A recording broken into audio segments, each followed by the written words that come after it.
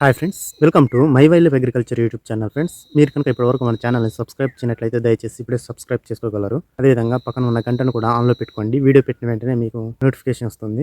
ఇప్పుడు మనం ఈ వీడియోలో మిరప చేనులో నాటడానికంటే ముందు మొక్కలు దృఢంగా అంటే గట్టిగా స్ట్రాంగ్గా ఉండడానికి బెడ్ మీద మనం తీసుకోవాల్సిన అంటే నాటడానికంటే ముందు బెడ్ మీద తీసుకునే చర్యలను బట్టే మొక్కలు గట్టితనం ఆధారపడి ఉంటుంది. కాబట్టి మనం గింజలు పెట్టుకునేటప్పుడే తగు చర్యలు తీసుకున్నట్లయితే మొక్క మనం ప్రధాన చేనులో నాటుకోవడానికి స్ట్రాంగ్‌గా ఉంటుంది.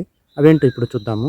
ముందుగా ఏంటంటే సీడ్‌ని ఆల్రెడీ అవి సీడ్ ట్రీట్‌మెంట్ తోటి అయ్యి వచ్చి ఉంటాయి. కానీ ఒకవేళ మనం మళ్ళీ సీడ్ ట్రీట్‌మెంట్ చేసుకోవాలనుకుంటే ఇమిడాక్లోప్రిడ్ గానీ, లేకుంటే బ్లైటాక్స్ తోటి గానీ, మెటలాక్సిల్ తోటి గానీ మనం సీడ్ ట్రీట్‌మెంట్ చేసుకొని గింజలు నాటుకోవాల్సి ఉంటుంది. ఆ విత్తనాలు నాటుకోవడానికంటే ముందు బెడ్ ప్రిపరేషన్ ఏ విధంగా చేసుకోవాలంటే అర అడుగు హైటు, మీటర్ వెడల్పు ఉండే విధంగా బెడ్‌లను తయారు చేసుకోవాలి. రీసెంట్‌గా నాకు ఒక సబ్‌స్క్రైబర్ కామెంట్ చేయడం జరిగింది. ఏమనంటే 11 ప్యాకెట్లకు ఎన్ని బెడ్‌లు అవసరమవుతాయని. అది మనం పెట్టుకునే దాన్ని బట్టి ఉంటుంది. విత్తనాలు పెట్టుకునే దూరము, ఆ బెడ్ తయారీ విధానాన్ని బట్టి మనము ఉంటుంది. అంతేకానీ ఇన్ని ప్యాకెట్లకు ఇన్ని బెడ్స్ అవసరమవుతాయని చెప్పలేము. తయారు చేసుకున్న తర్వాత ఆ బెడ్‌ని మట్టి లూజ్‌గా లేకుండా గట్టిగా అదిమి పెట్టినట్టు కొట్టవలసి ఉంటుంది. ఏదన్నా చెక్క లాంటి దాంతోటి ప్రెస్ చేయడం అంటే గట్టిగా చేయడం ద్వారా బెడ్ మొత్తం మనకు స్ట్రాంగ్‌గా తయారు కావాలి. ఈ విధంగా తయారైన బెడ్ మీద అంగుళం డిస్టెన్స్ తోటి అంటే అంగుళం దూరంతోటి మనము గాడీలు పెట్టుకొని, ఆ గాడీలల్ల తగు దూరంలో అంటే మొక్కకి 2 సెంటీమీటర్లు సరిపోతుంది. 2 సెంటీమీటర్ల దూరము. అదేవిధంగా అంగుళం వెడల్పుతోటి మనము విత్తనాలను పెట్టుకున్నట్లయితే వాటి మధ్య ఉన్న దూరాన్ని బట్టి అవి స్ట్రాంగ్‌గా, హెల్తీగా పెరగడానికి అవకాశం ఉంటుంది. అంటే ఏదైనా ఫంగల్ డిసీజ్ వచ్చినా గానీ వెంటనే నారుకంతటానికి వ్యాపించకుండా కొంచెం స్లోగా అంటుతూ ఉంటుంది. ఈ లోపల మనం తీసుకునే తగు చర్యల ద్వారా అది కంట్రోల్ అవుతూ ఉంటుంది.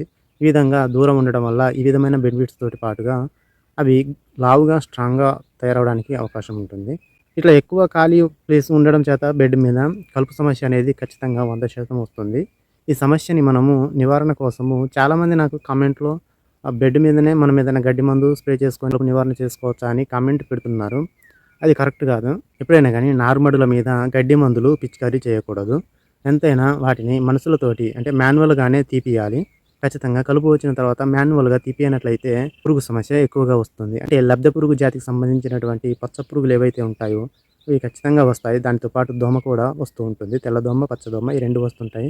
కాబట్టి ఇలా ఖాళీ ప్లేసు బెడ్ మీద ఎక్కువగా ఉన్నట్లయితే మనకు కలుపు సమస్య తప్పనిసరిగా వస్తుంది కాబట్టి ఎప్పటికప్పుడు మనుషులు పెట్టి కలుపుని తీయించాలి. తీయించడం ద్వారా ఖాళీ ప్లేస్ ద్వారా గాలి, వెలుతురు ప్రభావవంతంగా పడి ఆ మొక్క స్ట్రాంగ్‌గా పెరగడానికి అవకాశం ఉంటుంది. స్ట్రాంగ్‌గా పెరుగుతుంది కూడా.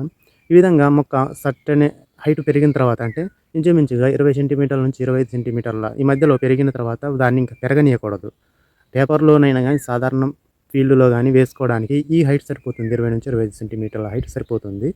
ఈ హైట్ పెరిగిన తర్వాత దాన్ని అక్కడికే ఆఫ్ చేయాలి. అంటే ఇంకా పెరగకుండా చూసుకోవాలి. మరి పెరగకుండా ఏ విధంగా చేసుకోవాలంటే బ్లైటాక్స్ అనగా కాపర్ ఆక్సీ క్లోరైడ్ గానీ, లేనట్లయితే నాటివో ఇటువంటి పొడి ఫంగిసైడ్ మందులు ఏవైతే ఉన్నాయో వాటిని తరచుగా అంటే రోజు విడిచి రోజు గానీ, 2 రోజులకు ఒకసారి గానీ, కొంచెం తక్కువ మోతాదులో తరచుగా పైన స్ప్రే చేయడం. వాటర్‌ని లేట్‌గా పట్టడం. అంటే ఒకరోజు విడిచి ఒకరోజు, 2 రోజులు విడిచిన తర్వాత మళ్ళొక రోజు ఈ విధంగా వాటర్‌ని లేట్‌గా అందించడం. ఇట్లా చేసినట్లయితే ఆ నారు ఇంకా హైట్ పెరగకుండా అక్కడనే ఆగిపోతుంది. అలా హైట్ పెరగకుండా ఆగిపోయినటువంటి నారు మనకు గట్టిగా అంటే మనం చేతితోటి ఒత్తినట్లయితే అది గట్టిగా ఉన్నదా లేదా అనేది మనకు ఆటోమేటిక్‌గా అర్థమైపోతుంది. అటువంటి నారుని మనము ప్రధాన చేనులో నాటుకోవాలి. పేపర్‌లో అయితే ఇటువంటి గట్టి నారైతేనే మనకు పేపర్ హీట్‌కి తట్టుకొని బ్రతకగలుగుతుంది. సాధారణ సాగులో కూడా ఈ విధమైన నారు వేసుకున్నట్లయితేనే ఒకవేళ కల్టివేషన్ అంతర్సేద్యం చేసేటప్పుడు పెడ్డలు పడ్డా గానీ అది గట్టిగా నిలబడి బ్రతుకుతుంది. ఈ విధమైన చర్యలు తీసుకోవాల్సి ఉంటుంది. ఇటువంటి సమాచారం కోసం మన ఛానెల్‌ని సబ్స్క్రైబ్ చేయండి friends. Thank you for watching this video. Thank you.